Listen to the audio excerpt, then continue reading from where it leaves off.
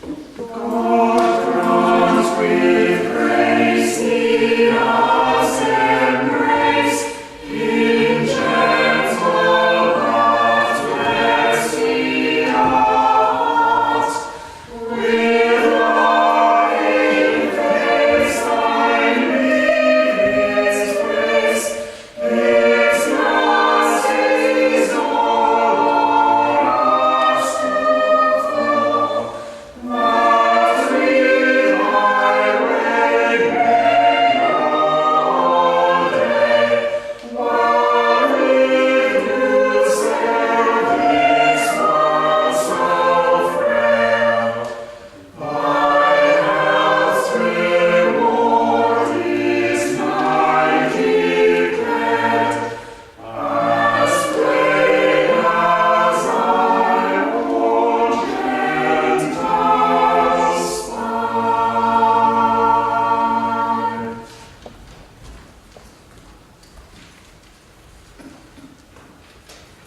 In this country, there are over 250 large, famous independent schools with a long, illustrious history.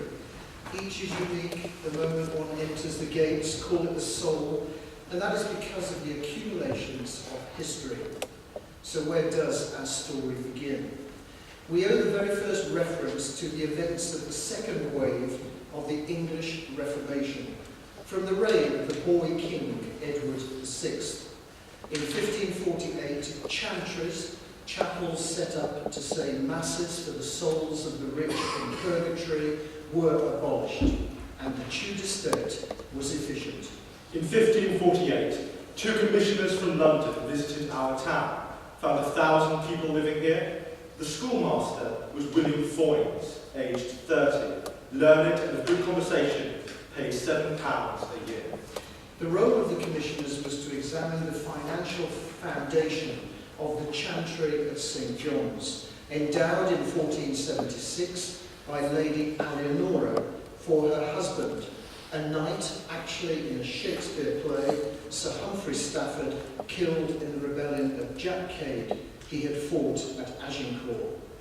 Now, chantry priests usually maintained a small school. Perhaps poor boys once sat around the alabaster tomb with their slates. Was that the start? But in the first document of 1556, it said a school had existed here from time immemorial. Stourbridge's first school was 1430, Kidderminster the 14th century, Leversha the 13th. We shall never know. But we benefited from the closure of the chantry because the money was used for paying our schoolmaster. One can argue loosely, therefore, that we were one of the many grammar schools founded by Edward VI. But our proper recorded history and foundation hails actually from the reign of Bloody Mary, who tried to restore Catholicism, who burnt Protestants, and who reigned with King Philip of Spain, who launched an armada at us. And absolutely remarkably, you have walked in tonight underneath the shields of Castile, Aragon and Leon, the hot plains of Spain at Bromsgrove. But Mary proved difficult at first. The master's salary is now paid by the Crown. The Queen Mary refused to pay money out of the old Catholic chantries. When William Foynes wrote to Worcester, the officials refused to pay him his salary. We were in danger, not for the last time. So the good citizens of Bromsgrove petitioned the Crown, and that led in 1556 to the charter of Philip and Mary for the establishment of the free grammar school of Bromsgrove. It has long, sadly, since vanished. It was in a private library in London in the 18th century. There is a transcript in the Bodleian at Oxford and the Public Record Office in London. So this is our school in wonderful Tudor language, the language of monarchs. For the continuance of the same school, a yearly payment of £7 is allocated to the master by way of salary from our royal revenue, for want of which the said free school is like to come to utter ruin if remedy be not provided. A Catholic monarch founded us and saved us. Know ye therefore that we, at the humble petition of our beloved subjects for a grammar school in our said school town of Bromsgrove, do will, grant and ordain that henceforth there shall be a grammar school of King Philip and Queen Mary to endure forever, and hereby create, ordain and declare and found this school with a master to continue forever. And we choose, name, constitute and declare Humphrey Talbot, Nicholas Barnsley, John Fones, William Chaunce, William Brooke and Lawrence Hancox to be the first and present governors to be a body corporate with perpetual succession. They were substantial citizens, 4 were landowners, Talbot of Grafton Manor, Barnsley of Barnsley Hall, Chaunce of Catskill and Fones of Dodford. The other 2 were merchants and 1 built the Hot Pole Inn in the town. And so it was that our school was established. From 1556 to 1693, the school and its governors had an uninterrupted and quiet existence. But where? There may have been no schoolhouse at all. It could have been in the master's home, but we know exactly where it was in the second half of the 17th century. In 1679, the governors recommended John Barney as master to the bishop and declared he would have the privilege of the town hall to teach scholars where they had usually been taught. That hall was Elizabethan, very similar to that in Huntingdon where Cromwell was taught. We have our building. Alas, it was demolished in 1832. On its site today is a rather horrible, disused DVD shop. But there is a more tantalising theory. Dr. Collis in 1853 said that Sir Thomas moved the school from the schoolhouse barn to our present site. By 1853, the barn had gone. Some say it was at Warwick Hall, the other side of the bypass. Ralph later spoke of the gossip of the aged, that the barn was on College Road, and that the school played games there, and the barn is where the boys placed their coats while they played. We know very little from 1556 to 1693. There were 18 masters, every single one a priest from Oxford or Cambridge, the only universities. They were very young, early 20s. They would stay for about 7 years and then go to a clerical living. It was a stepping stone. We know 2 were Bromsgrove men, may have been old Bromsgrovians, and they married local women. Henry Duggard, 1606 to 11, was master in Shakespeare's time, a Cambridge man of Emmanuel College. He lived in an interesting place called the Oakles, which was then a flax farm, and of course we all know now today it is a rural village. The £7 came from land near Asda, but it wasn't enough, and that was the issue which dogged the school until well into the 19th century. The charter required that an undefined number of boys be educated free, so no fees could be hoped for from them. The remedy lay in boarders. And perhaps surprisingly, even in the early 17th century, there was a fashion for rich parents to send out their children as boarders. They wanted more than just a writing school. For such schools seldom never improve a scholar further than to read and write and learn so little because the master is overburdened with too many petty scholars. we experienced the turmoil of civil war. The royalist master William Spicer was ejected and the Puritan inserted. And at this time also we have the very first record of an old Bromsgrovian, William Kimberley. When the monarchy was restored in 1660, the governors wrote to the bishop, "These are to certify that the bearer hereof, Mr. William Sutherland, was long since chosen schoolmaster of the Free School in Bromsgrove, and being laborious and well approved of, his continuance is much desired." but the school was in rude health. He was 50, not an academic. Note the governors ignore his learning. The school was full, but it was less classical. Governors were not as posh either. The school declined. And in 1879, this might surprise you, a master at Tonbridge sent a questionnaire to all grammar schools in the country. We did not bother to reply. Because we were no longer a grammar school, we just did elementary work. We could have disappeared yet again.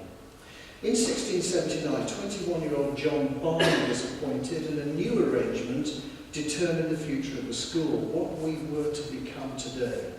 To teach 20 boys freely, and what scholars he shall have above the number of these 20, we shall leave unto him and the parents. So the school is evolving, and is on the eve of a most momentous change. We needed a benefactor, and we found one in a Worcestershire man from Bentley Pornsfoot near Tarderby, Sir Thomas Cook's baronet. He is seen in the painting from our sister foundation, Worcester College, Oxford, full length, but ours, of course, is the finer painting. Please note the artist, Godfrey Kneller, German-born but Dutch descent, the most famous painter of his day. He painted Sir Thomas Cook's and 4 British monarchs in a row. Sir Thomas went for the best. Almost certainly there was a painting, now lost, of Mary Windsor. Sir Thomas's father had bought his title from Charles II for £1,000, cash for honours. There was no law against it in those days. And Sir Thomas succeeded in 1672 in the same year that he married Lady Mary Windsor, who we think was 14. It was a great match. His father-in-law was an earl, already owned land in Bromsgrove, and Lady Mary had extraordinary pedigree, coming from an ancient medieval family that lived life to the full in the tumultuous 17th century. Their parents came from West Yorkshire and fought for Charles I in the war.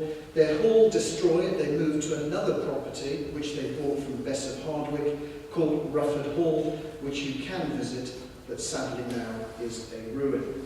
Sir Thomas and Lady Mary Windsor visited this property several times. Mary's grandmother, Anne Saville, was a fighter. Her husband held Sheffield for the king in the famous siege, but died, and although pregnant, she refused to surrender unless she had safe passage for all her retainers. So Mary Windsor has some interesting bedtime stories. Her mother Anne was born in 1634, married in London, was left £5,000, millions today, and Mary's uncle, if you go to Westminster Abbey, he is buried there. He was on the Privy Council, and he was one of the 5 lords who invited William of Orange to invade England in 1688. She came from a famous family, and her father was Thomas Windsor Hickman. His family is in the Domesday Book of 1086, owning land near Windsor Castle, which Henry VIII seized. He became Lord Windsor, first out of Plymouth, whose stately home was eventually Hewell Grange, now Her Majesty's Prison. And what of Sir Thomas? Local traditions say he was a restoration rake. And there is, of course, that bizarre legend that for a trifling fault, Sir Thomas killed his butler and was imprisoned at Worcester. He was released, and to expiate his guilt, he endowed 2 schools and a college at Oxford. Whilst in prison, it is said he was kept alive by his wife, who breastfed him between the bars. An old account says that Sir Thomas laid a wager one day with a friend that his was the best butler in Worcestershire. But how are we to judge? Asked his friend. If tonight at dinner, replied Sir Thomas, there should be anything missing from the table, I will pay you £100. If not, you pay me. His friend agreed, only stipulating that nothing was said to the butler in the meantime. At 5 p.m, when they sat down to dinner, Sir Thomas at the head of the table stood sharpening the carving knife, preparing to carve the joint placed in front of him, and the butler stood at his left hand. Well, well, said Sir Thomas to his friend. What's missing? Can you find anything wrong? His friend looked quietly and gravely round the table and then said, Yes, I can. What? What? Shouted Sir Thomas. A salt spoon is missing, said his friend. At these words, overcome by rage, Sir Thomas turned and struck his butler through the heart with a carving knife. For this act, he was imprisoned in Worcester Jail, where he would have died of neglect and hunger, and that his wife fed him daily through the bars of his cell. Surely a myth, a baronet hungry, they had no children, and there's no record of him ever in prison. So why then this? The fine monument in Tarderby Church, carved by William Stanton of Holborn and remarkably rescued intact after the collapse of the church tower in 1775, is the only known representation of Lady Mary. It not only shows the sword of the cook's crest looking suspiciously like a carving knife, but also reveals Lady Mary with her bodice undone and a breast for all to see, a reminder of how she saved his life. Would Sir Thomas have countenanced this if there was not some truth in it? And he had a hasty temper. In his will, his father stated that Sir Thomas Should neither kill nor wound one of his old friends, or he would be disinherited. The mystery remains forever. But there is another more credible explanation, which is that Edward Stillingfleet, the Bishop of Worcester, told Sir Thomas that it was time he atoned for his misspent youth by undertaking good works. Stillingfleet certainly played a part in the refounding, but Sir Thomas and Lady Mary, having failed to have any children, had already made a number of charitable gifts. perhaps the bishop's persuasion, the school's predicament, and his own acquaintance with the town all combined to inspire Sir Thomas to found the school properly. And his pious monument at Tarderby has an inscription that seems a little more sincere and affectionate than the usual turgid memorials of the time. His portrait, too, is not unpleasing.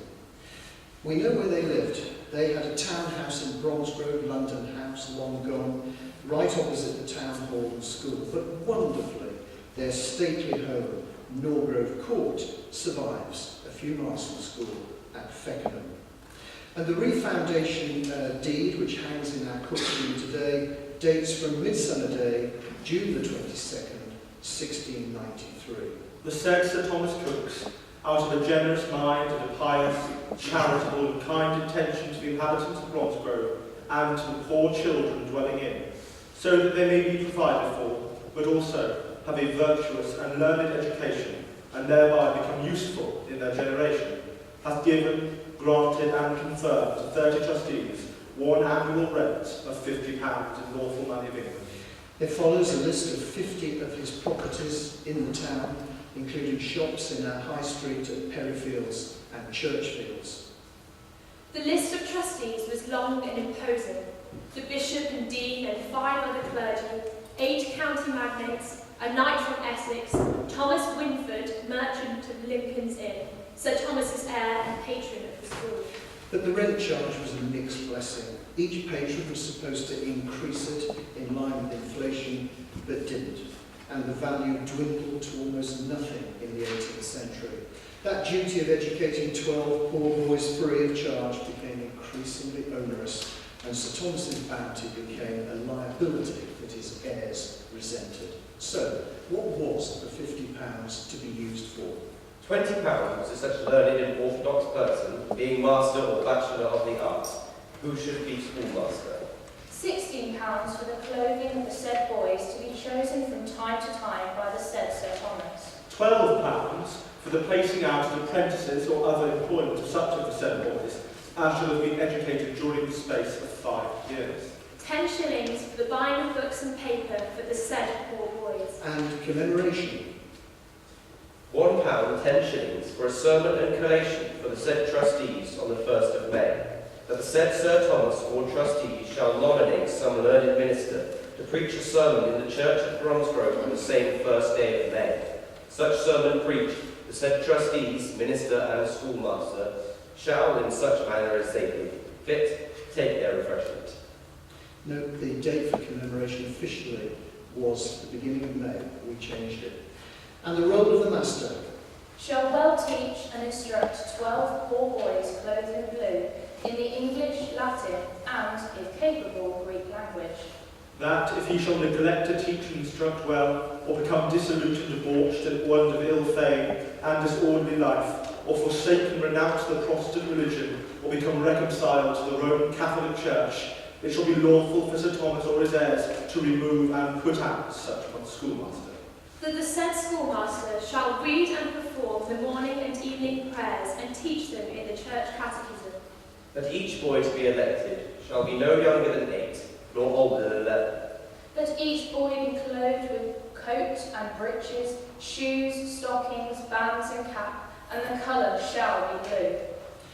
12 foundationers called Blue Boys. So what of the building that fronts Worcester Road today? Well, it dates from 1695, the reign of William and Mary, a wonderful time for architecture. The date is still there, inscribed on the northwest angle.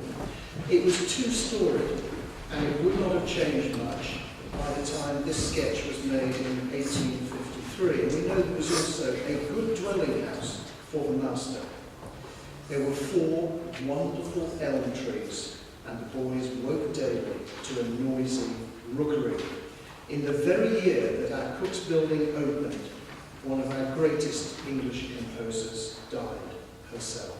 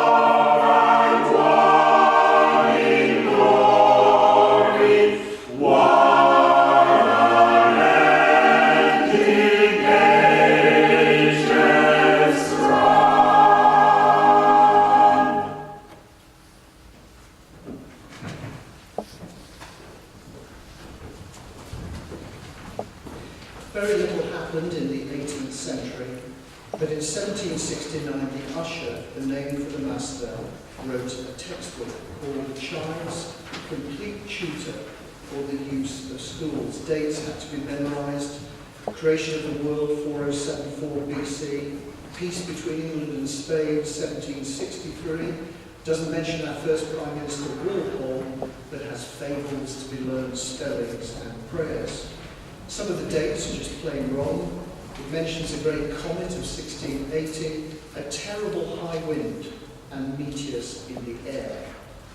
And Headmaster, with your new school, apart from the original building, this must be the most prized possession the school has.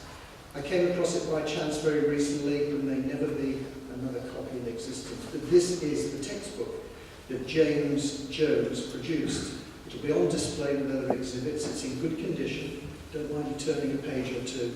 But I'll leave it open at the actual handwriting at the beginning. The book is 1769, and it's got a beautiful handwriting of someone of 1770. The name of the student we think is Knight, which is across the top.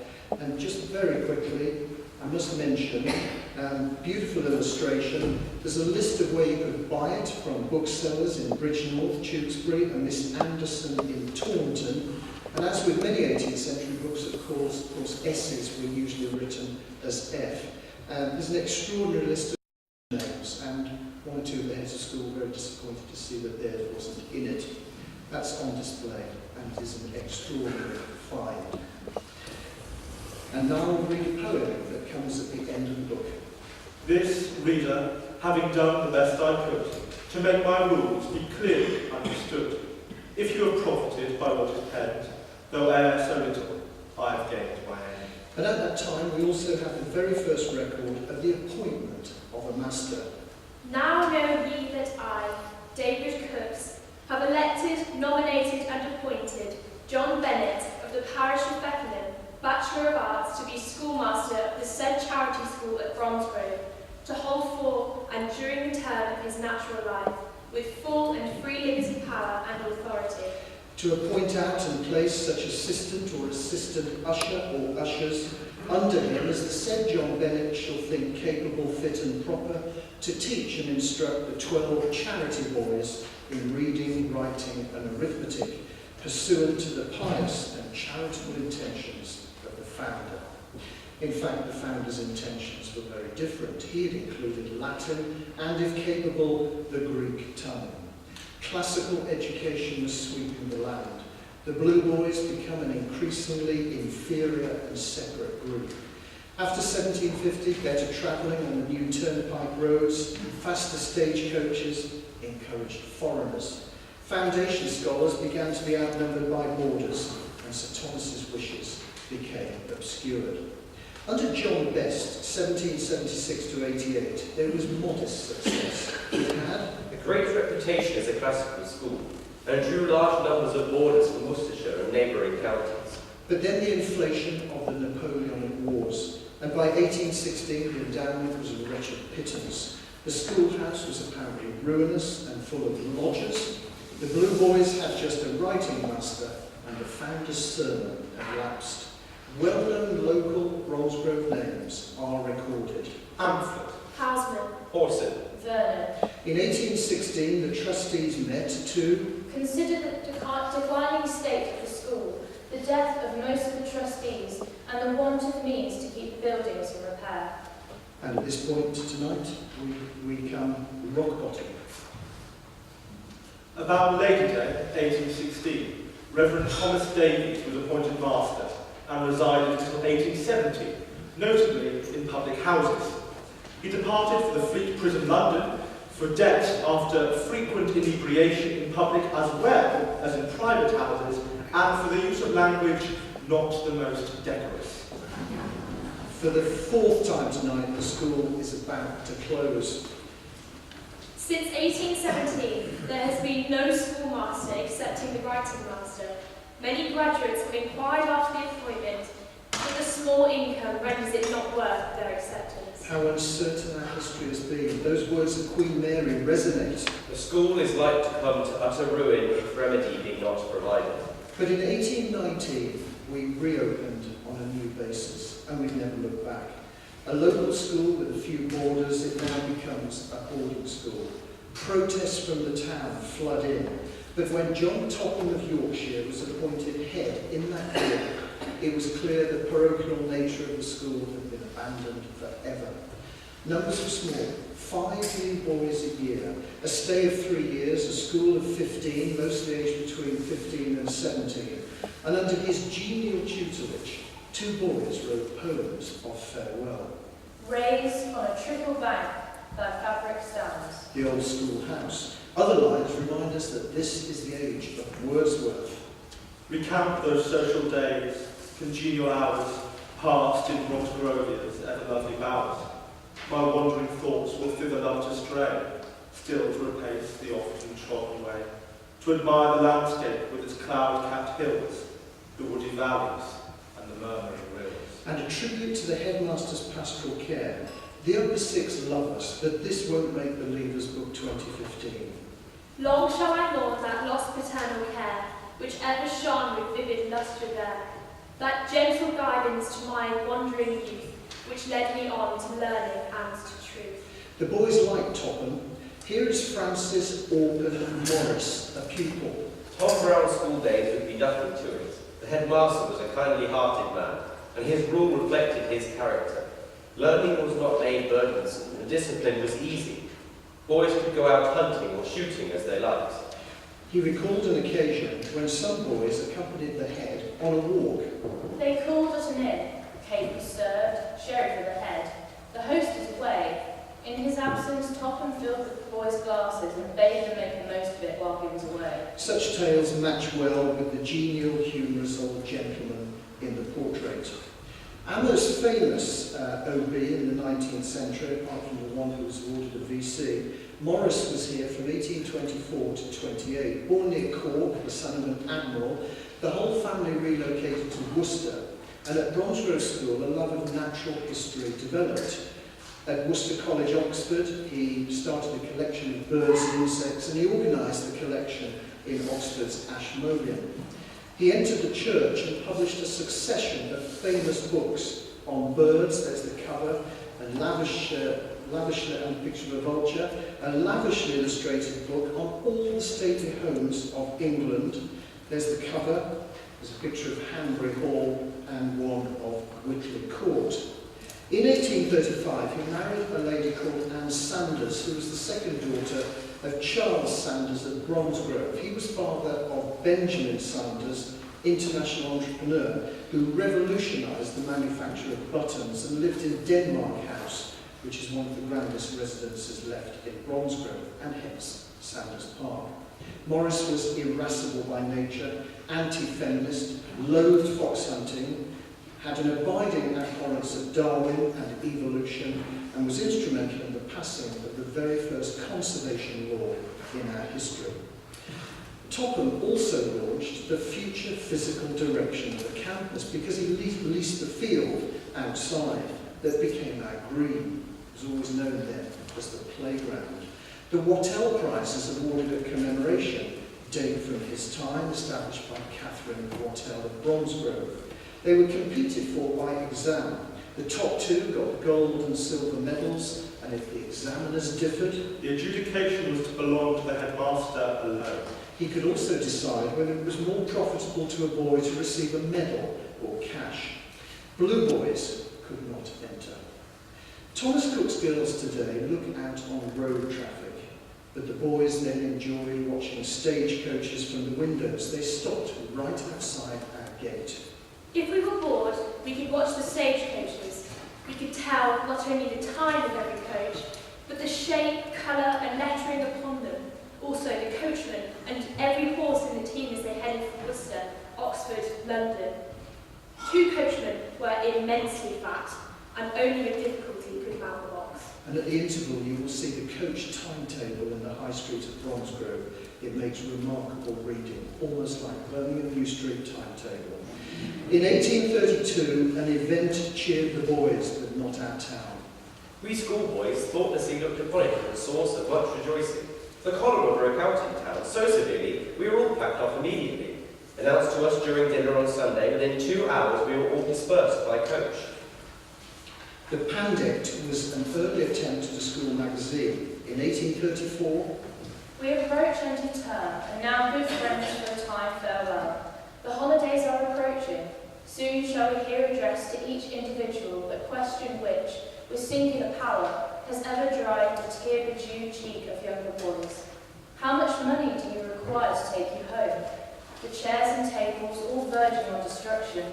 Expressions declare, it is only 10 days to the holidays.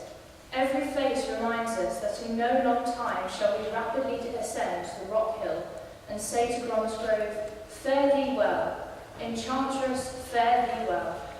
Topham gave the school stability, secure foundations for a great leap forward. Indeed, a letter to the Bromsgrovian in 1927 asked why he was not included in the bidding prayer at commemoration. Our existence is in no whit less due to the gallant Mr. Topham, following the disreputable Mr. Davies. May I plead that this belated recognition of his importance to us be paid him? It was not. In 1832, Mr. Jacob took over. He came from the governing body of Worcester College, Oxford, in what were crucial years for education. Arnold was at rugby. The modern concept of the public school was emerging. A greatly increased and enriched middle class came into being just in time to create a strong demand for such an education. This is the age of industry, of free trade, of railways, of burgeoning empire. Jacob was 25. The first thing he did was bury his mother of cholera. She died in what is now Hazeldean. Dr. Thomas Horton, OB, great-grandfather of our Vice President with us tonight, died whilst visiting a patient at the age of 28. It was an inauspicious start for Jacob, but he began building.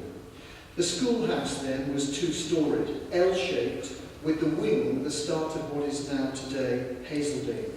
He extended the wing into what is today a graceful Regency building. The bulk of it was his house, with that beautiful porch, and now lost a beautiful balcony above. He created the well-known frontage to the school.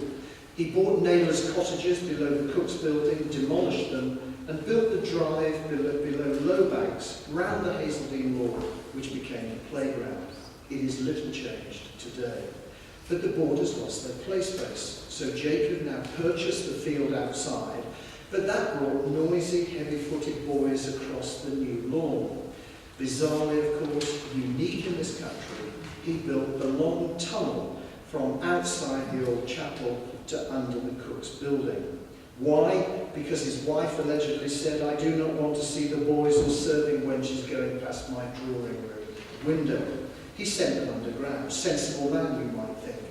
It's unique in our country. The headmaster and I have visited the tunnel recently, and I can say there will be plans to restore it in some way. It is worthy of a National Trust property. We also discovered graffiti at the far end, and I've managed to identify the names from the 1860s. That reconstruction of the schoolhouse cost £600. The subterranean works cost the same. He spent 10 years of the school budget on that tunnel. Thousands trod that way with all their hopes and fears from the 1830s to 1916. I shall never forget when I first passed the passage through the blackness of the tunnel. Endless it seemed, for I went with the slowness of mortal fear, and with eyes closed tight, for it seemed a fitting abode for phantoms and hobgoblins, the furies which dog the steps of sensitive children. For there was no light in the tunnel. However, familiarity breeds contempt, and soon I lost my horror of the tunnel. The one thing to remember was to shout, "Right!" all the way down, and keep to your right. The eroded Grecian urns belong to that time. They're in front of Dr. Collis's and mark the footpath to the green. Until Mr. Millington placed a gas jet there 50 years later. And what games were played on the new green?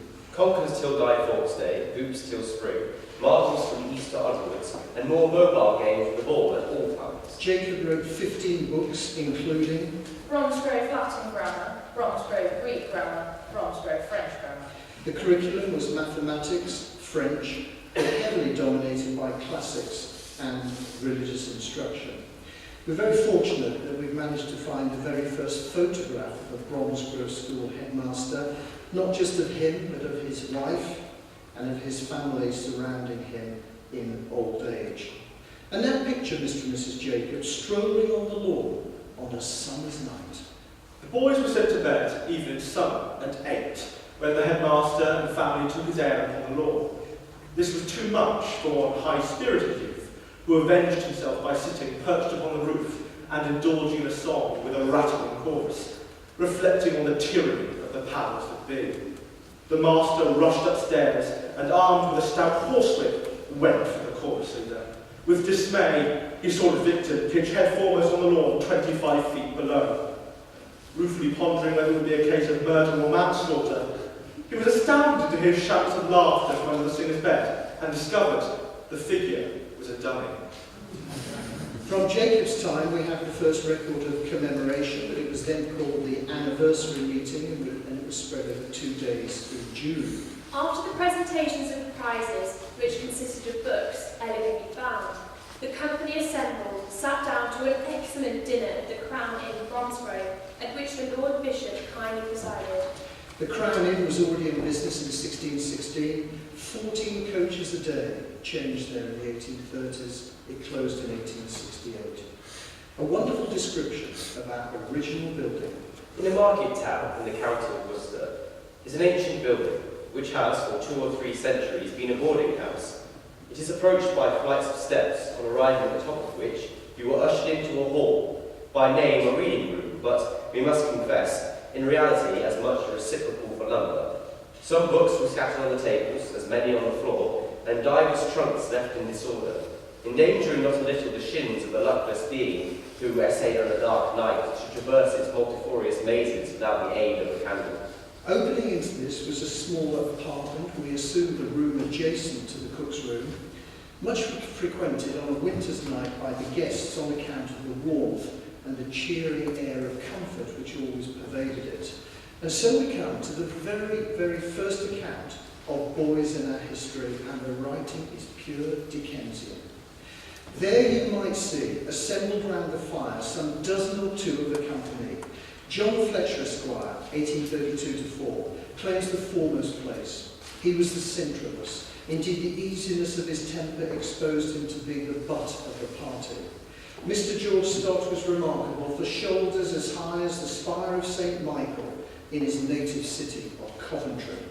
There was the grave and demure Mr. S., who never allowed himself to laugh, his nearest approach to risibility being a most eccentric "oh, oh," which originated in his abdomen, passed through his nasal organ, and at length made its exit with a jerk of his nostril. John Barwell, Esquire, a North Country man, was a complete posture-master.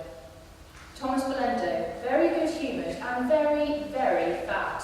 Two bosom friends, Pretty Man and Bontin, wholly devoted to the service of the ladies. There was evidently a very keen intellectual and clubbable life amongst the senior boys, none were older than 17. Half went to university, 11 as Cook Scholars, 7 later to be Fellows of Worcester College, Oxford.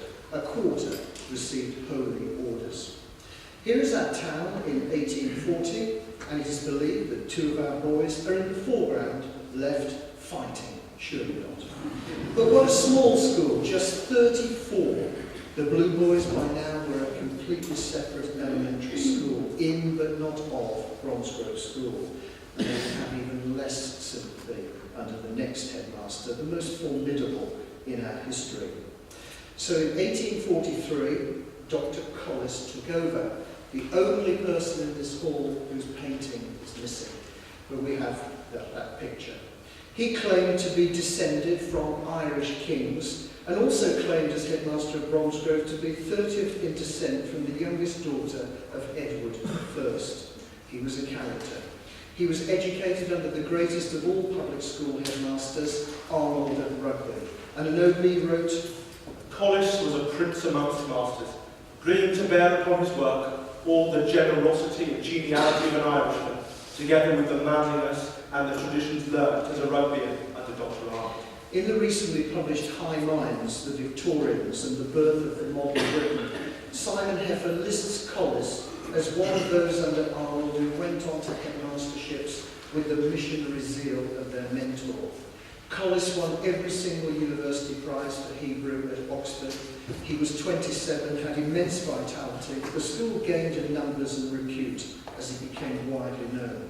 He was a huge power in the diocese, a magistrate, a renowned Freemason, a freeman of the City of London, a typically mighty Victorian. Pupils had always attended St. John's, and in 1851, and this will amaze you, there was a remarkable census across the country of church attendance. On one Sunday in 1851, at morning service at St. John's, the congregation was 830. 470 were scholars, that of course is the national school, still over there, and ours. They were back again for evensong. Collis lavished time, interest and money on our parish church and really saved it. He called for a restoration, but with one controversial idea. He wanted to extend the south aisle into a whole chapel for our school. Fortunately, he was rebuffed. The parishioners wanted no extension, and certainly not for our pupils' town gown in those days.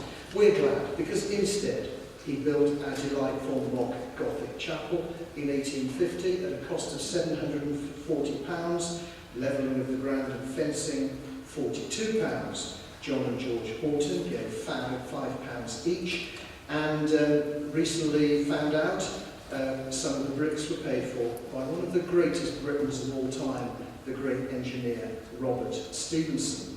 Why, you ask? Because he received a copy of a boy, Middleton, his poem, The Britannia Bridge. Middleton won an English verse prize here in 1850, writing about the Menai Straits Bridge, opened in March of that year. So Great Britain contributed to our new chapel. Collis then inspired the restoration of St. John's by Gilbert Scott, the eminent High Victorian Gothic architect of the Albert Memorial Foreign Office and the magnificently flamboyant Hotel at St. Pancras. And then his grandson was the one who designed our memorial chapel. Collis donated at great cost the font in St. John's and a window, and today we have brought from the parish church, and we hope you'll look at it, that which was hidden behind a cupboard and recognises and mentions the head of Bromsgrove School donating the font. But in terms of his sermons, he was a wretched creature with a nasal twang. But a notable figure of a man, tall, handsome, dignified, a good horseman, often seen riding in town, accompanied by a great shaggy staghound, which was a terror to all the juveniles in the place. He was a kind man. He helped raise money for an Indian famine, for the Lancashire cotton workers affected by the American Civil War. He was very influential in the town. There was concern that Bromsgrove's railway station was too far from the centre, reached by Old Station Road, which descended to the town down the tortuous hill lane. There were plans to build a railway from the station to roughly where Kyprus is. The station would have been roughly where the armoury is. Headmaster, you could have arrived by train. It came to nothing. If it had have come to something, the school's expansion would have been difficult. But following his idea, a new road was built. We all use it, but it entailed the demolition of the Elizabethan Hop Pole Inn, and he called a public meeting to save it. He mobilised county opinion to have it re-erected 50 yards from its old site, which is why Tudor House stands a short way up New Road. Thus, Collis helped save the grandest Elizabethan building in the town. Numbers rose for the first time to 100 under Collis, but few were local or even from the county. He was Irish. 1/3 of the school came from Ireland via Holyhead and the LMWR. And looking at the register also, we find many boys from Liverpool, Carmarthen, Rochester, Crediton, Exeter. When he retired, a report said, Bromsgrove is a flourishing and on the whole an efficient school. This prosperity owes partly to privileges at Worcester College, Oxford, partly to the energy of the present head, and for this reason it may be feared it will not be permanent. It is not a prosperity which confers much benefit on the immediate locality. 9/10 of boarders, but a fourth from Worcestershire. The present scale of fees excludes the shopkeepers of the town. The 10 or a dozen scholars are the sons of well-to-do professionals. The object of the founder, who is specially designed to benefit and advance the poor, cannot be thought to be attained. The writer was a young inspector, Mr. Bryce, later a very famous Briton, friend of President Teddy Roosevelt, and remarkably he came back 49 years later to open Kyprus. The rise in numbers forced Collis to build, and speedily. The pungent Grayson again. the additions have been fragmentary and irregular, and the external aspects is at present neither imposing nor elegant. Harsh, Collis clapped an extra story, the 18-bedder, on the original building and left a cliff-like face of brickwork to confront the road. The next head was constrained to cover it with ivy. What we lost can be seen in the lithograph of 1853. And now we come to the unique print of 1849. On the far right you can see the Tosh House, that's where the Blue Boys lived.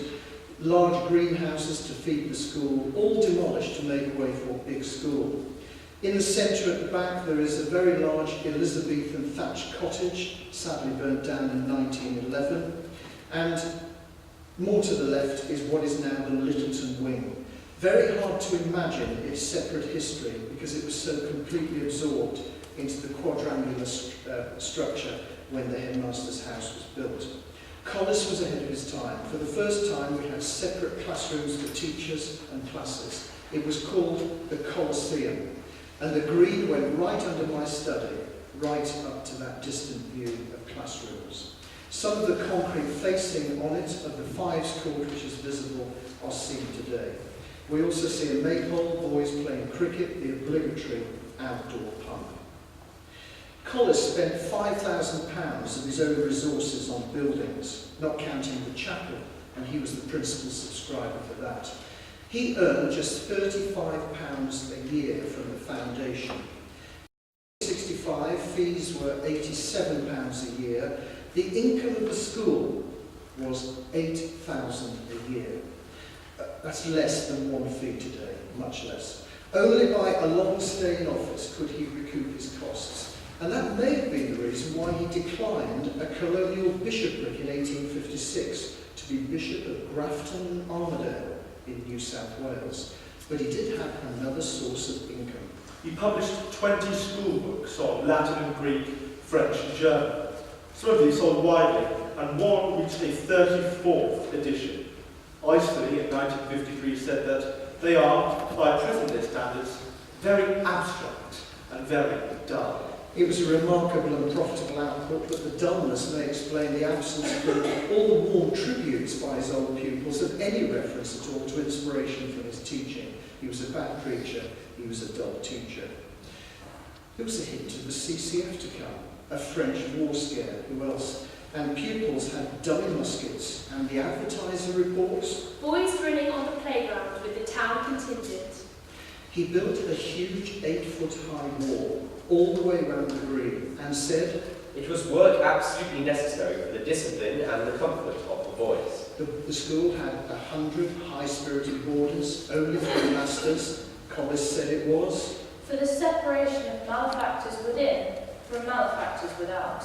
Those who today look from the green and can take in all our broad acres are glad not to have known the immense wall. Just one part, much lower than then, remains. Then a local difficulty with fifth formers, it can happen still today, which escalated. In 1852, the great Duke of Wellington died, the victor of Waterloo. A Quaker called Dell put a placard on his window condemning war and spoke ill of the Duke. Dell sold things in school, and when he next visited the fifth form room, they seized him, bound him, and strapped him into a chair and hauled him off to the playground. Another party was ready with a blanket. The tossing that followed was serious, and he fell very foul of the chair in the process. An eyewitness said there followed a bit of rumpty-tumpty. A leading article in the Times, no less, backed the boys. But Dr. Collis had to settle out of court and paid the man £50. And then charged the boys. Days began early then, the first mention of a caretaker. We well recall the greeting of old George. 6:30, gentlemen, 6:30. And the answering chorus, Shut up, George! Guy Fawkes Day was the great autumn festival. Preparations went on all October. Every half-holiday the school went wooding. We were divided into parties under one of the 6 and scoured the countryside for wood. The ambition was to bring back the most unwieldy logs. Trolleys were lent by tradesmen, and farmers gave leave to take away the old roots lying about. Without such leave, nothing was ever touched. The 5th of November saw them all burnt at the far end of the school playground. But our schoolboys would not call at farms owned by Roman Catholics as a matter of honour. We learned from the messenger that on the great day in 1860, The fun began at 7 o'clock with rockets and other fireworks in great profusion, while the light from the blaze turned night into day. When the effigy of Guy Fawkes had been exploded from its perch on top of the pyre, the company moved indoors to see Douglas Gerald's farce, Cool as a Cucumber, acted by the gentlemen of the school. the very first reference to a school play. An end was put to these autumn celebrations in the late 70s. And buried somewhere under the playground is a charred butt of a large tree. Its passage churned up the gravel drive, and its burial, after flames failed to reduce it, took a lot of the gardener's time. An old custom was that of giving a big breakfast at Mother Cook's when a scholarship was gained, or promotion to the first level recorded. Old Mother Cook's was our only tuck shop, and on the left side of the street as you go up to the town. In 1853, they celebrated the 300th anniversary of the school, and in 15 minutes we will return to the year 1853. Thank you. 1853, they celebrate the 300th anniversary of the school. A procession of no inconsiderable length and of grave and imposing experience made its way to the church. It was headed by the 12 blue-coat boys and a master, then the dean, high sheriff, a long train of clergy, old Bromsgrovians, the boys by forms, Dr. Collis at the end. And then at noon, a great company assembled. The bishop presided. Collis read his history of the school. We would not have one without him. Prizes were awarded. The meeting dispersed amidst the most vociferous demonstrations from the boys, after which the ladies, who must have needed it, repaired to the head's house for lunch. The turn of the gentlemen came in the evening at the Golden Cross. At the tercentenary dinner there were 16 toasts, 32 speeches, 5 from the headmaster. Mr. Clay and governors, your predecessors knew how to party. The headmaster already likes our traditions. Perhaps he could reinstate it. Collis had planned to do 7 speeches, but was completely inebriated. And so, with headmaster and governors legless, what was the curriculum under Collis in the inspection of 1865? The school worked in Latin, Greek, Hebrew, English. Maths deserves much praise. No signs yet. Amazingly, there was talk of us amalgamating with King Edward's Birmingham. Us, the boarding school, KS the day. Rugby was played and Collis took part occasionally. He was a plump man. He was fond of catching the ball on bounce, but never ran. He stood stock still, and the boys swarmed round him like bees. In due course, things became serious for him. Cries would be heard from the centre of the scrimmage, till he dropped the ball. Matches against other schools were impossible because no 2 sides had the same rules, and all were internal. Outside on the green, the big game of the year was, believe it or not, England v Ireland. Paddy was not easily or often beaten in those days. But once they met a local team. When an enthusiastic footballer and muscular curate begged us to meet his village team, a team consisting of the blacksmith, gamekeeper, big hockey players who knew as little of the science or rules of the game as they excelled in good humour, and in an abundant weight and pluck. What a game that was, to be sure. But cricket was the great game. One OB went on to play with W.G. Grayson.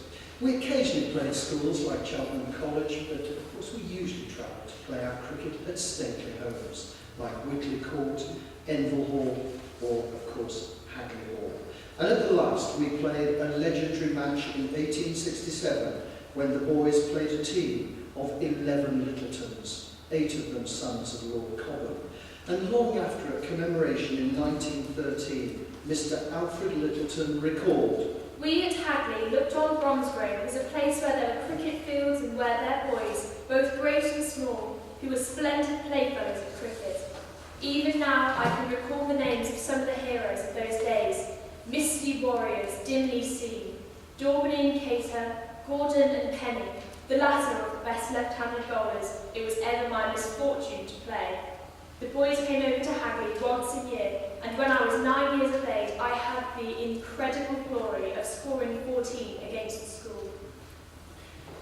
just an aside on Alfred Littleton, his last public speech in life was from the stage behind me, sorry, not from this hall, but from Big School. Alfred Littleton was a very famous politician, and he spoke at commemoration in 1913. 2 weeks later, he was hit by a cricket ball in South Africa and died shortly after. He even wrote a poem about that match at Hagley. Collis sent his crack 11, good to bat, to bowl, to flag. Vanquished in the strife uneven, strike the ancient Bromsgrove flag. Sing the song of Hagley cricket, come whate'er 11 may be, quoth the peer. My boys shall lick it, my 8 boys shall win the day. The Littletons beat us by 41 runs. Lord Littleton scored a duck. Charles, later Lord Cobham, and for many years our chairman of governors, was amongst the runs. Nothing occurred to mar the pleasure of the occasion, and long hits were made, 4s, 5s, and even 6s. An event in 1860 is not mentioned in any source of the school, but it's recently been found in the local paper. A writer said an inquest made a lasting impression on him. A boy, R.O. Villiers, was killed by a cricket ball in the school playground outside. The whole jury went to the school to view the body in Littleton. Villiers is buried in Bromsgrove Cemetery. The whole school attended the funeral after the service in the school chapel. Colours were unpleasantly awarded by rubbing in. Someone wants you in your study. Was the message I received at choir practice. I was seized by a dozen fellows and carried to the third floor building, where my face was rubbed against the list on the door. Thus were you members of the 11 acquainted with their new honours. So, what was it like to arrive as a new boy? We have a remarkable document. My first coming to Bromsgrove which describes a journey to school of father and son. It was early in the morning when I started by express train with my pater for Bromsgrove. Many were the thoughts that flitted uppermost in my mind as to what sort of place it would be, what the fellows would be like, and if I should distinguish myself in the playground or school, and last of all, how I should like my pater leaving me the next day. After having travelled for a few hours, I was awakened from one of those dreams into which I had fallen, by a dig in the ribs from the governor, who spied some object that struck him on his former journey, informed me we were almost at Bromsgrove. I pulled my hamper from under my seat. I expected I should not get on half as well with the fellows if I did not bring a few cakes with me. I was leaving the carriage when an old gentleman handed me my bat, of which I was very proud, it being a parting present from my sisters. We proceeded to the bus, and after a pleasant drive of about half a mile, we arrived at the Golden Cross Hotel, where, having ordered dinner for 6:30, my governor at once set out with me for the grammar school. I was in an awful funk when I was ushered into the presence of my future headmaster, whom I had a notion, like most other boys of my age, at first coming to a public school, that he was an awful being, always caning and setting outrageous impositions. Nor was I at all sorry when our interview came to a conclusion. I proceeded in company with my governor and a young friend, to whom I was known having once met him at the seaside, and who had kindly promised, with the headmaster's permission, to show us round the school and town. He took us to the study, where he was down, which I did not then know the meaning of, but afterwards I found myself young. We were shown the forms, playgrounds, and five-court. We proceeded downtown and were shown the shop where all the study furniture was obtained from. The shop was carried on by Mrs. Cook. We then viewed the church, with which we were very much pleased. My governor having invited my new friend to dine with us that evening, we proceeded to the hotel, where we made away with the dinner in fine style, our walk having given us an appetite. Next morning, my governor left me with an injunction to work hard and not to waste my cash. But Collis's last days were clouded by ill health and severe criticism of his treatment of the Blue Boys. A scandal was brewing. In 1848, a radical corn merchant from Kidderminster, George Griffith, had fired his first shots our way at a public meeting in the Guildhall of Worcester. He protested against the exclusion of the Blue Boys from the Wattel prizes, and Griffiths then proceeded to denounce the whole administration of the Cook's Trust, and he gave a 2.5-hour lecture in the town hall just below the school. He launched a petition to Parliament, and a report said, The position of the 12 foundationers is in every way unsatisfactory. The founders' intention is not carried out. They receive no classical education. The tradespeople are not benefited, for they will not let their boys wear that particular dress or be jeered at by the boarders. The poor are no gainers. The children may as well be in a national school. The headmaster has indeed proposed to send the boys there, giving it £20 he receives on their account, but the trustees are adverse. but Collis was self-righteous. When Dr. Collis was asked whether it would be possible to abolish the blue dress and turn the 12 places into school scholarships to be given by competition or among the better class of tradesmen, he answered that to admit the boys of that social rank amongst his other scholars would destroy the prestige of the school. As it is, the £20 does not defray the cost of teaching them. I have spent large sums of money. The school is practically my own establishment and already does a pecuniary service to the town, which far outweighs the paltry sum it receives for the foundation. Collis and the trustees argued bitterly. To this the trustees replied, and with much force, that the school benefits not £20, but £500 a year, that being the value of the scholarships at Worcester College, Oxford, and that it could never have been the founders' wish to see the boys turned out of their own school. Their dress consisted of a coarse blue coat to the knees, blue breeches and stockings, and a mushroom-like blue cap with a big cloth button on top. A wide brown leather belt and gaiters completed the outfit. Their playground was the ash pit. They were not allowed on the playground. Their classroom was the tosh house, an outhouse by Collis's stables. Yet here the smaller boarders washed in half a dozen sinks filled by a barrel. The water was emptied on a heap of manure. In this abominable room, the Blue Horse, as they were called, did all their lessons. A parent took some trustees to see it privately without knowledge of the head. They were horrified. We often pity them. Said an old Bromsgrovian. Dr. Collis said he was well satisfied with the arrangements for the foundationers, considering the class of boys they were. If you know Anthony Trollope's The Warden, it is very similar to the story of Hiram's Hospital, and there are certainly shades of Nicholas Nickleby, perhaps, hopefully, not quite the cruelty. Where did Collis's borders go? The school's history becomes intertwined with that of burgeoning empire. Of his 700 pupils, 210 to university, 117 to holy orders, 20 became masters, 100 joined the army and fought in the Crimean and the First Boer War. Others, the Royal Navy, increasing numbers to the Indian Army and civil service. The great age of the public schools is beginning. Collis left to become vicar of the parish church, Shakespeare's church at Stratford, but he loved St. John's. A model of what a parish church should be. And he missed The sounds of the beautiful bells, for though they have bells at Stratford, they are not like Bromsgrove bells. at which point he was overcome with emotion. When he died, his obituary was in the Times and Guardian. No peaceful riverside plot or near Shakespeare, he was buried at St. John's. Our choir sang the 39th Psalm, and 4 of his old servants from school were pallbearers. Every single shop in Stratford and Bromsgrove closed for the day. 13 years on, an election song in town mourned his passing, and we learned what had happened to the food left over by the boys. Alas, the times how changed they are since Dr. Collis Good supplied the poor of Worcester Street with all the broken food from the grammar school's Tory table. He wrote the text of his last school sermon in Hebrew in the school chapel register, adding that it was his 592nd school service. Here is a very famous old Bromsgrovian, and the first of our 5 to be awarded the Victoria Cross. White was another of Collis's Irish boys.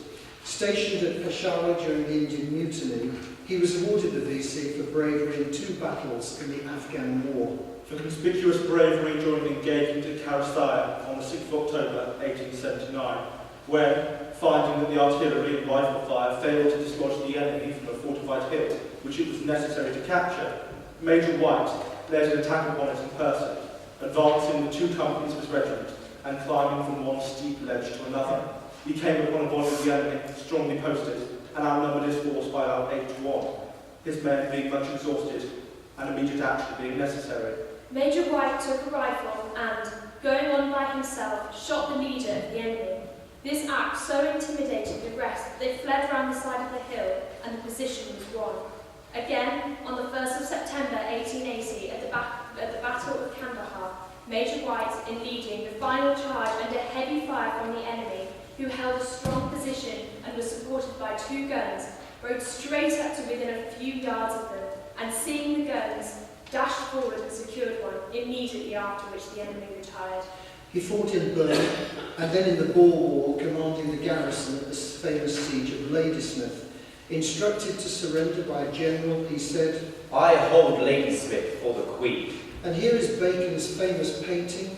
Sir George White welcomes Major Hubert Gough with these words, Hello, Hubert. How are you? Shortly afterwards, moved by the ovation given by his soldiers and townsfolk, he acknowledged their support and said, Thank God we have kept the flag flying.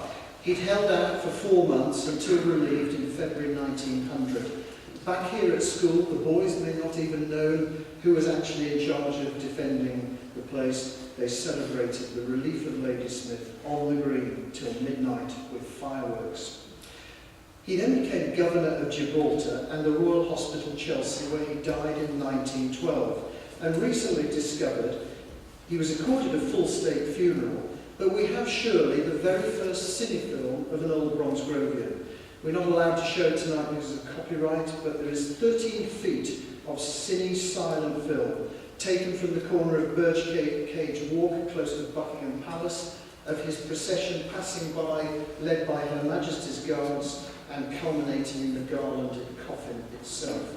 drawn by 7 horses and with mounted escort, and a very impressive crowd has turned out to mark the death of a famous old Bromsgrovian. But we digress. What a contrast in pictures. His son's story, I'm afraid he went to Winchester, is just as remarkable. He joined the army like his dad, but developed a dislike for the ruling classes in the Boer War. At a battle, he was one of the first to go over the top. Looking back, he saw a 17-year-old youth shivering with fright in the trenches. An officer cried, "Shoot that man."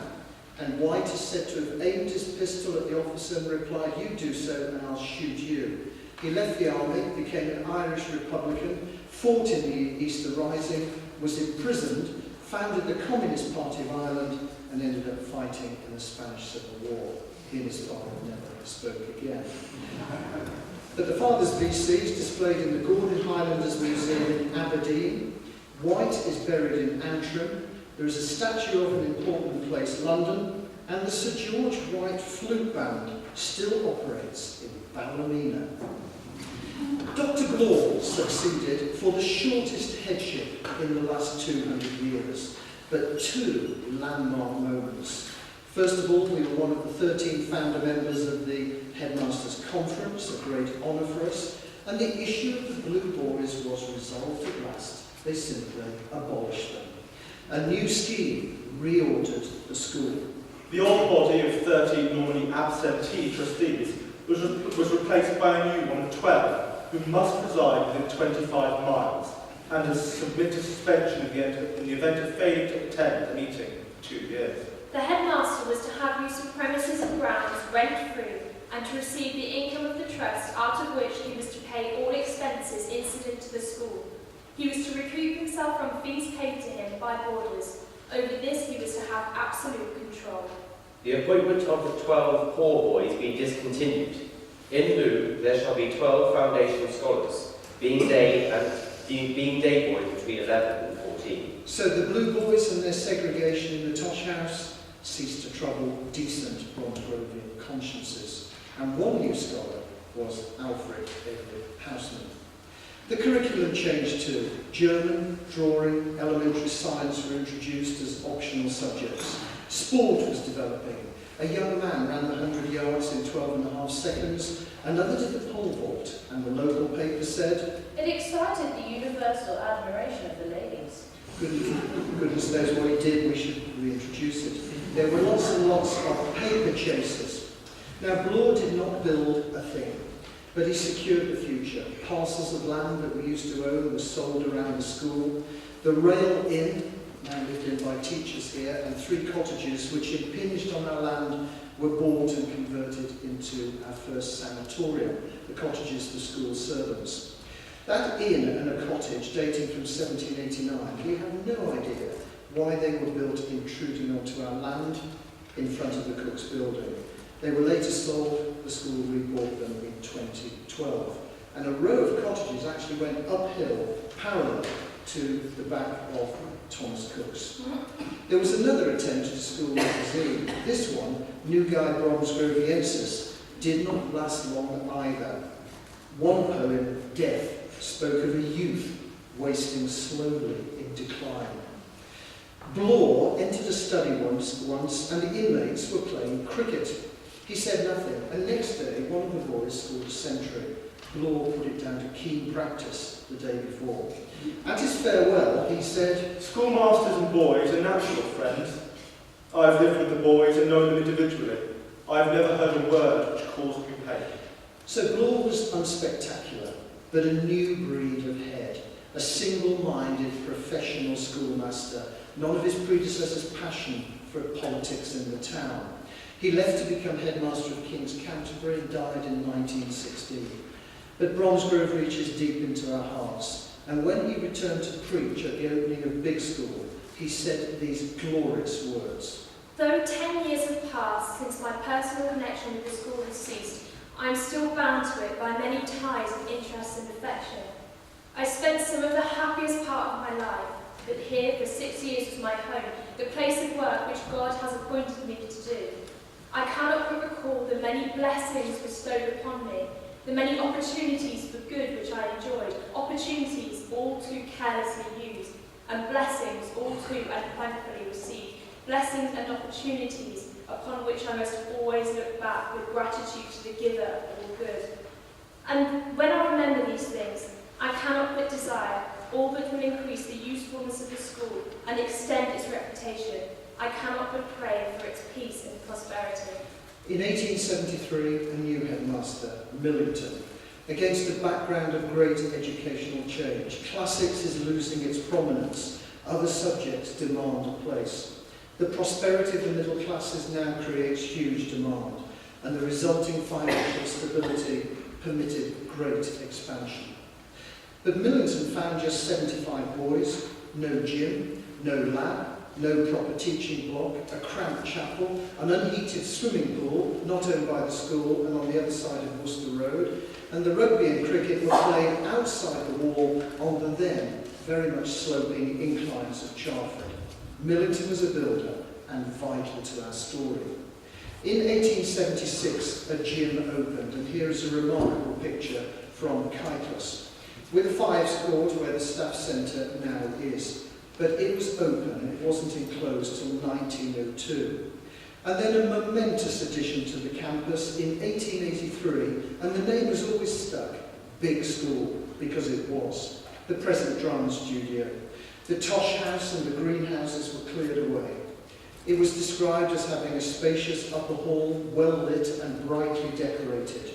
We would agree today, now that it has been beautifully restored.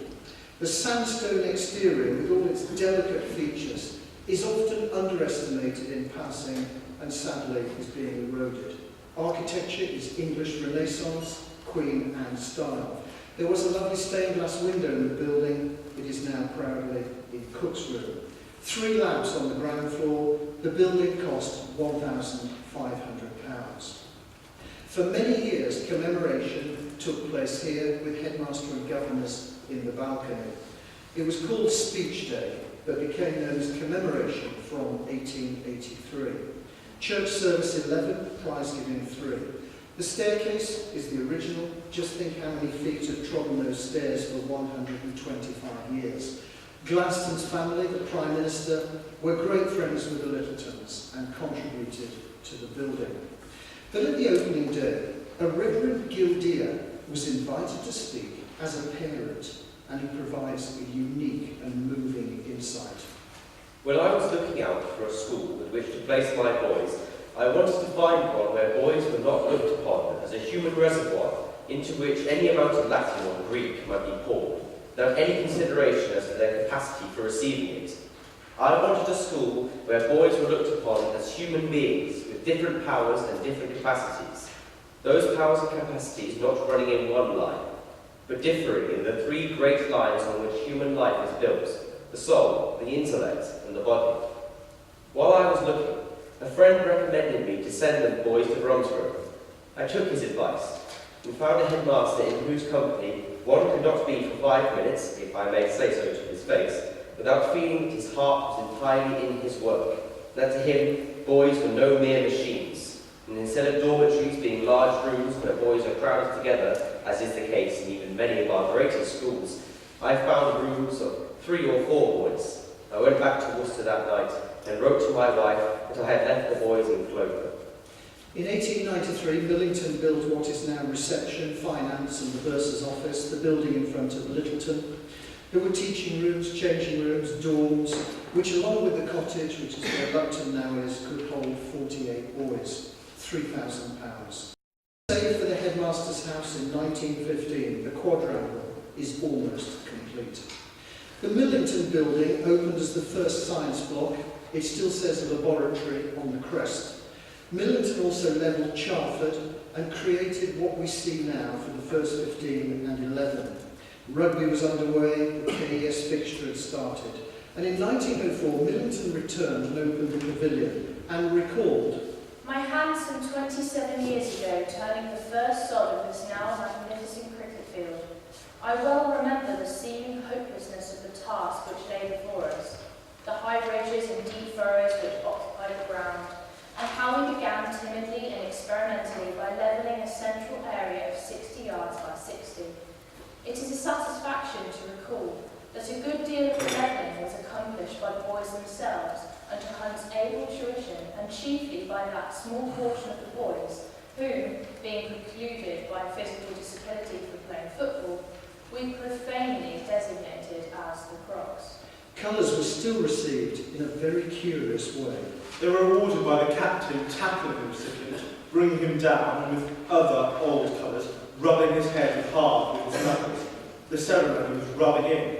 It was undignified and viewed with complete astonishment by visiting teams. It was suppressed quietly by the school, but some Bromsgrovians showed disapproval. 'Twas ever thus when traditions go. An OB here once asked why we'd installed heating in the boarding houses. But OBs will like this. Millington, 1885. The school lacks one thing, the means of gathering and keeping together her old alumni. I propose therefore an old Bromsgrove club, the members of which shall meet at least once a year at school or in London, and not merely dine, but agree on some common cause of action, like that of some beneficial king. The inaugural dinner, always held in London under Millington, was in the Holborn restaurant. 100 people, including Lord Littleton, Lord Windsor, and the patron. They ate in style. In 1898, that same year that Millington opened, what a building site the campus would have been. The biggest building by far is open. Over the wall, yonder, was Pickles' orchard. Pickles sold fruit to the boys and lent money to those who were bankrupt. When he died, a master bought the land and built out of his own pocket a new boarding house and charged the fees. And thus Mr. Routh opened Gordon House with 12 boys. The whole building cost £4,500. Gordon was, until the new houses of the 70s, the only boarding house on the campus. Millington called it a truly palatial house, and under Mr. Routh, It was impossible that it should remain long in space for one unoccupied. in the late 19th century and early 20th, 5 pupils died at school in the sanatorium. The natural fear of several contagious and life-threatening diseases is very evident in the 1895 panic, when Millington devoted an entire commemoration speech to the drama. 12 months ago, I ventured to say something about our not having a boy in hospital for 5 or 6 years. Well, Nemesis heard me, and we were overtaken by a serious epidemic of measles. He paid tribute to Dr. Underhill that we did not lose one who is present with us today. Applause. It was towards the end of February that we found ourselves in the presence of a serious case of diphtheria. Within 12 hours, the whole school was dispersed. People have written to me about the terrible disease, scourging us, but we have not been scourged by a terrible disease, and what we have had to contend with is about as dangerous as an ordinary outbreak of chickenpox. Hear, hear. The authorities insisted upon complete isolation. It was insuperably difficult, and it was not until we took the tremendously drastic measure of dividing into 2 separate blocks of buildings, the affected and the not affected, that we saw an end of the troubles ailing us. Millington defended the school stoutly in remarkable words. How did it happen? If your drainage is so perfect and your sanitary arrangements are what you fancy they are, how is it this took place? We could not answer the question for a long time. These matters are sometimes the secrets of nature, but we can now give an answer. After 24 hours after the return of a boy from the Christmas holidays, a case diagnosed with tonsillitis occurred. The boy was placed in a sick room, but not entirely isolated. A second boy with him was the boy who was afterwards so seriously ill, and I have no doubt that was the origin. The disease never originated with us, and so far from the premises being insanitary, the doctors say the mild course taken by the disease is due to the perfect sanitation of the place. Applause. And therefore I have told every single thing I knew to all parents. We have gone through a period of unmitigated suffering, but I am certain the strain on the confidence of the parents in the school has only shown how strong, how unbreakable is the cord that has bound us together. They trembled, I admit, but they trusted. Also, I feel that the patients have learned how infinitely tender, how infinitely skillful has been the nursing that they have received. The attention that they have received from my wife, from her niece, and all the good and loving women who have been as ministering angels to them must have left a lesson in their hearts which they will never forget. Applause. Some persons were sure it was the milk, and it was useless to assure them the milk had been bacteriologically analysed and every drop used was boiled. Hear, hear, and laughter.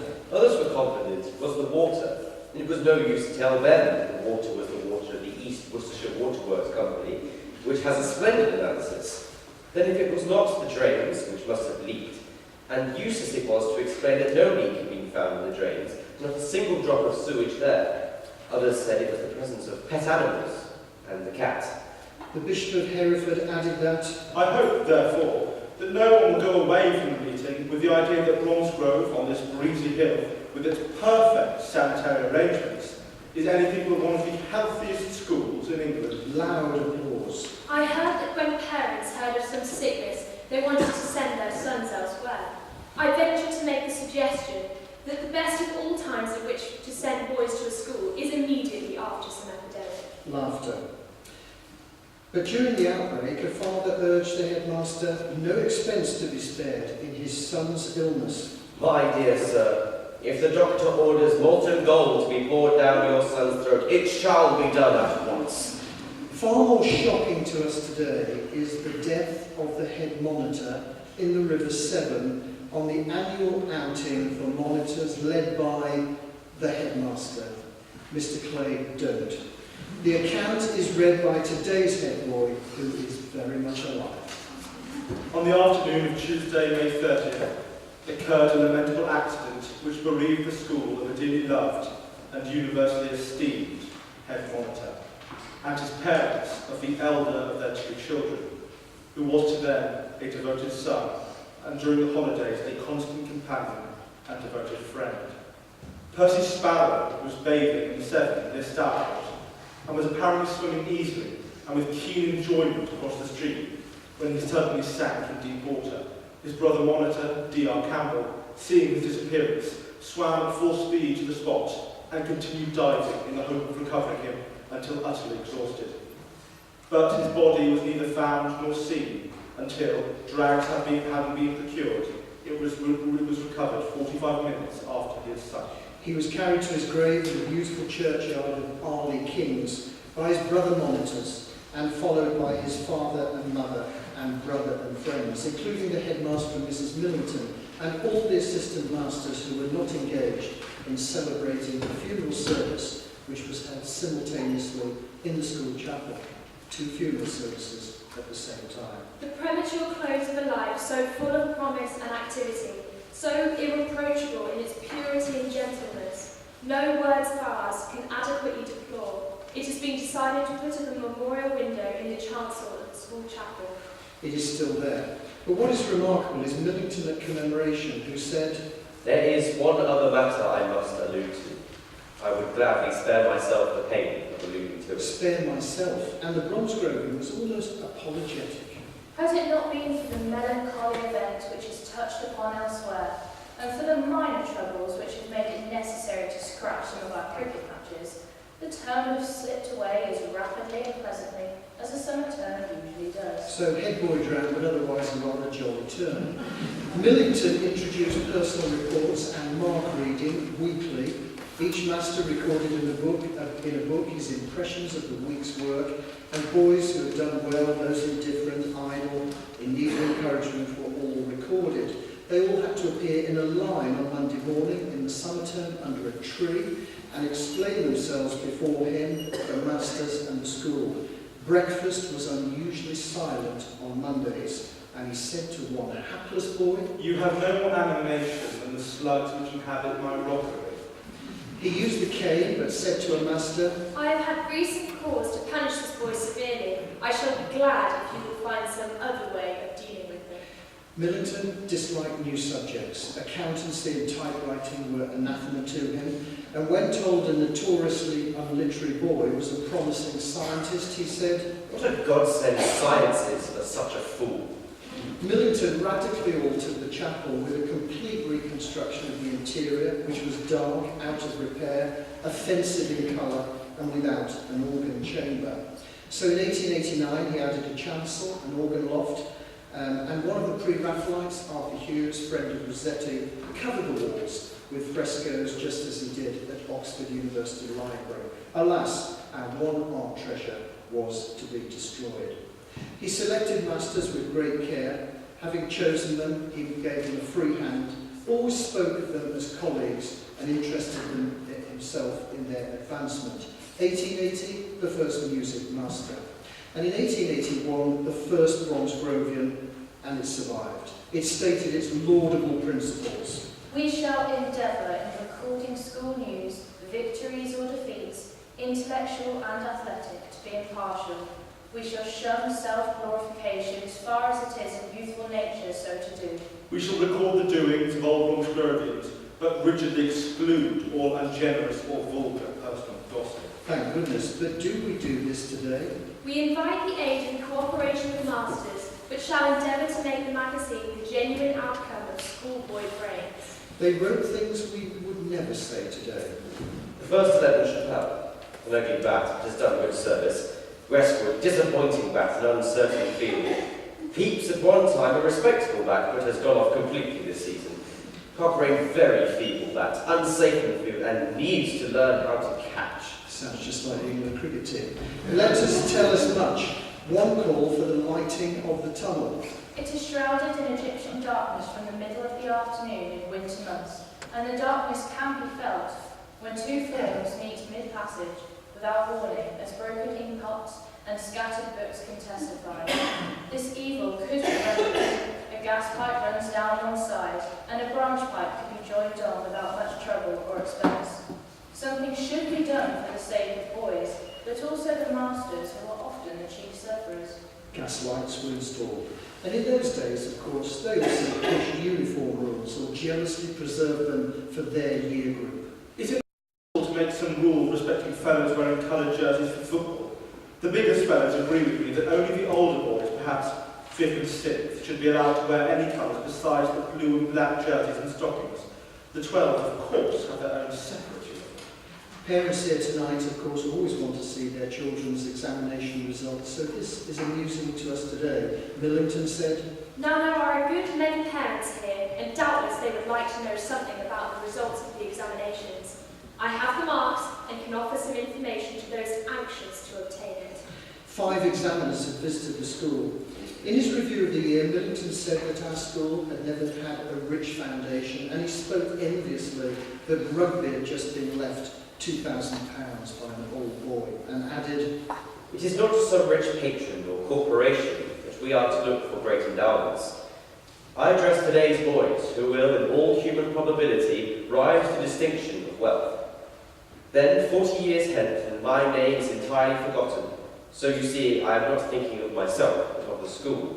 It will be your duty to remember what Bromsgrove School has done for you, without neglecting any of those rarer and higher claims which home have upon you, to provide in some way for the continual growth and advancement of this school, so that she will rise more and more with advancing ages, and shall be able to meet every claim that may be made to her.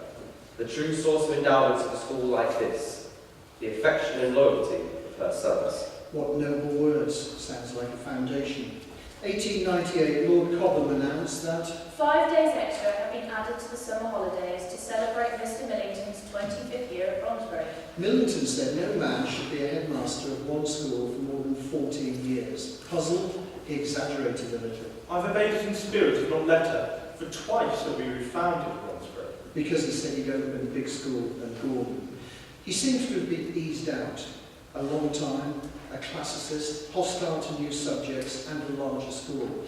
There were now 115 boys, 94 were boarders, but Lord Cobham almost embarrassed him publicly by saying, 150 or 200 boys are not too many for any headmaster control or influence. and he was increasingly out of touch on facilities, saying, We are now coming dangerously near to the confines of that enervating luxury which I would call the tropical zone.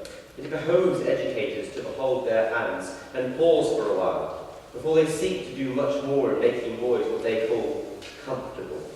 It is not comfort that makes nations great or champions of great causes. It is people who are uncomfortable in themselves who seek to make the world comfortable. he was a reactionary. He launched into an attack on new legislation, London University, and sport. Though Millington was a keen sportsman, he played fives. Cricket, ran in the Masters 100 yards and skated. He was a good shot, a keen and skilled fisherman, and liked horse racing. But listen to him. Now, the new century seems to me to be likely to open with peculiar significance in its influence on the school. The second education bill, and lastly, crowning the chaos, is that hideous institution, the London University. I recognise signs of the decline of classical scholarship in England. Boys are beginning to feel, filtering through their parents, that classics are of no use. Classics generate brains, and brains govern the world. We are overburdened with various subjects. Much more is taught than ever was before, and I am convinced much less is learned. I deplore this state of things, and as long as I am headmaster, I will set my face against it in every way, and will give the greatest possible encouragement to all classical scholars. Nearly all our great governing men in England were trained on classical lines, and those men who are brought up on classical lines have displayed the most extraordinary versatility, genius and ability. Another cause is the rampant predominance of the athletic spirit. Now I can assure you, in spite of appearances, which I know are very much against me, I am not an old fogey. I have had the greatest sympathy with every form of athletic prowess. I had the unhappy fortune to be banished from school for 3 weeks to a fashionable hotel. There was a test match with Australia, and not a single soul discoursed upon any other subject except the merits of the respective members of the teams. A crisis was going on in South Africa, and when one met a respectable man, he would refer to Kruger's latest move, but before he said 6 words, he had dropped into discussing Trumper and Darling. I intend that learning and character making in all its forms shall take first place, and that athletics shall take a respectable but still a backseat. And embarrassingly, the guest speaker, Colonel Millwood, MP, differed. He supported the new education bill, which would revolutionise education in Great Britain. Germany, Austria and France were making enormous strides with regard to technical education. lawn tennis featured for the first time in 1882, hockey in 1898, but Millington did say, An elephant could play rugby football, but it took a man to play cricket. and he savaged our local town. The streets not quite as well scavenged as they ought to be, or that as much is done should to make the town attractive. Bromsgrove is situated in a charming neighbourhood, and wants very little to make it a charming place of residence. The school should not have such an unlovely neighbourhood as that tumble-down area in Worcester Street. Little changes. Ralph praised Millington, but said he had little understanding of the softer type of boy. He was wont to crush rather than guide. Ralph says he didn't really understand the differences between boys. A schoolmaster should always seem to treat all boys alike, but never really do it. Tall, spare and erect, Millington had grace and distinction. Flashes of humour too. He returned from Derby Day and told some sixth formers, Boys never put money on a white horse. And the love of his life? He was absolutely in love with the felicities of Latin and Greek. An old Bromsgrovian described a boy droning on, reading aloud in Latin the famous passage from Virgil's Georgics that praised his country life. The headmaster stopped him and began to read to himself. The effect on me was stupendous. I had hitherto looking on the learning of Latin as a task to be undertaken, and how beauty suddenly stood revealed not least by the old man's emotion, the tear that glistened in his eye and a throb in his voice. It was as though scales had dropped from my eyes, and from that moment there was born that love of poetry, which has been one of the chief sources of pleasure in my life.